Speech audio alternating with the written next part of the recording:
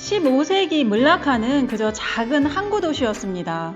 그러다가 유럽 상인들 사이에 모든 것이 황금으로 된 동방의 신비한 나라라는 소문이 날 만큼 부유한 나라로 성장하는데요.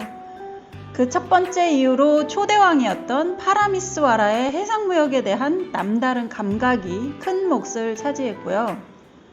두 번째로는 인기가 높아도 너무 높은 이 향신료 무역 때문이었습니다. 그 당시 후추 1kg이 금 1kg과 같은 값이었다고 합니다. 오늘날로 환산하면 약 7천만원 정도 되네요. 요즘은 1kg에 만원, 15,000원이면 살 수 있는 이 후추를 말이죠.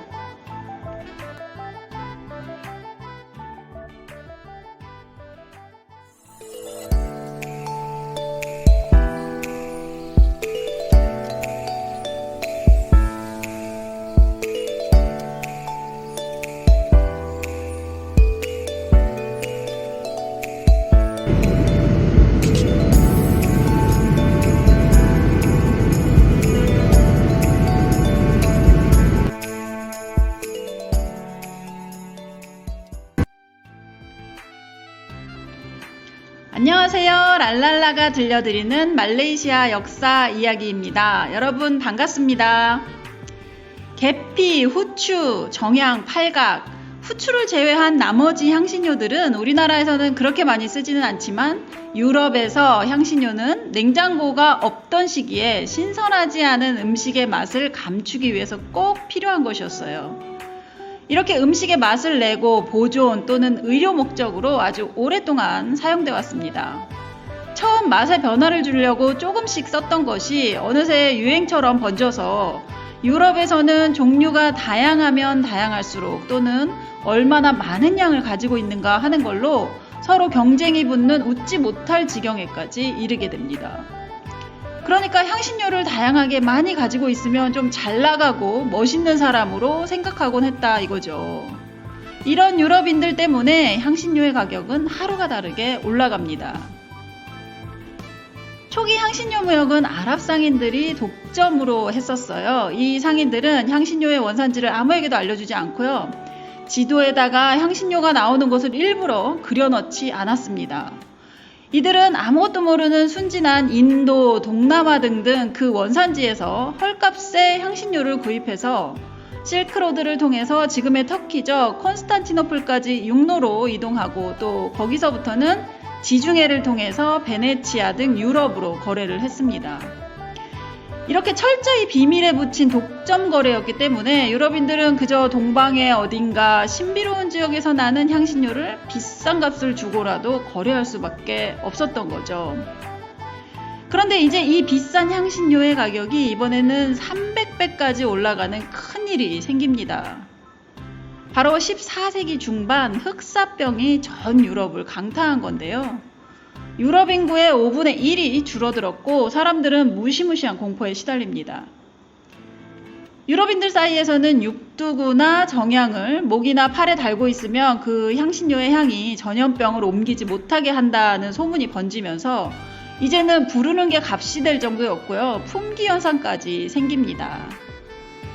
여기 보시는 2번이 정향인데요. 클로브스라고 하죠. 물라카 옆에 있는 인도네시아의 물루쿠스 섬에서만 재배가 되고 있었고요. 엄청 귀한 대접을 받았던 향신료입니다. 은단의 주 원료고요. 구취 제거제로도 사용됐었고요. 제가 한번 먹어봤는데 엄청 맵더라고요. 육두구의 영어 이름은 넌맥이죠. 역시 인도네시아 물루쿠스 섬이 원산지로 비린내와 누린내 제거에 탁월한 효과가 있고요. 또 향이 독특해서 향수로도 쓰입니다. 이 육두구는 씨앗인데요. 씨앗을 감싸고 있는 빨간 껍질도 메이스라는 향신료로 따로 비싸게 팔립니다. 자, 6번, 7번이 후추입니다. 검은 황금이라고도 불렸대요. 인도가 원산지고요. 한 알씩도 거래됐고 한 줌에 돼지 몇 마리, 노예 몇 명 등등 다양한 거래 기록들이 있지만 그중 단연 으뜸은 금과 값이 같았다는 것입니다. 그리고 흑사병이 창궐했을 때는 이 후추를 태운 연기로 집안을 소독했다고 합니다. 15, 16세기 유럽에서는 후추나 육두구 한 봉지면 시내에 괜찮은 집을 한 채 살 수 있었다고 해요. 자, 지금 여기 전시되어 있는 향신료들을 좀 설명드릴게요. 1번은 팔각입니다. 중국 요리에 꼭 들어가는 향신료죠. 모양이 예뻐서 장식용으로도 좋고요. 2번은 클롭스 정향이고요. 3번은 캔들너치라고 하는 향신료인데요.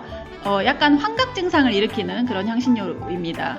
그리고 4번, 5번은 큐민으로 인도 요리인 가람마살라에 쓰는 향신료로 톡 쏘는 쓴맛이 납니다. 6번은 화이트 페퍼고요. 7번은 블랙 페퍼, 8번은 시나몬이죠. 계피입니다. 또 10번은 샌들우드라는 향신료인데요.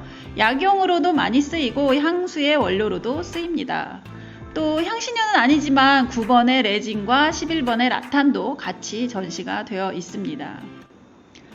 물라카는 인도네시아보다 향신료로 더 유명해집니다. 그러나 비싼 가격 때문에 결국 유럽인들은 직접 향신료를 찾아 나섰고 그중 포르투갈이 물라카를 식민지로 만듭니다.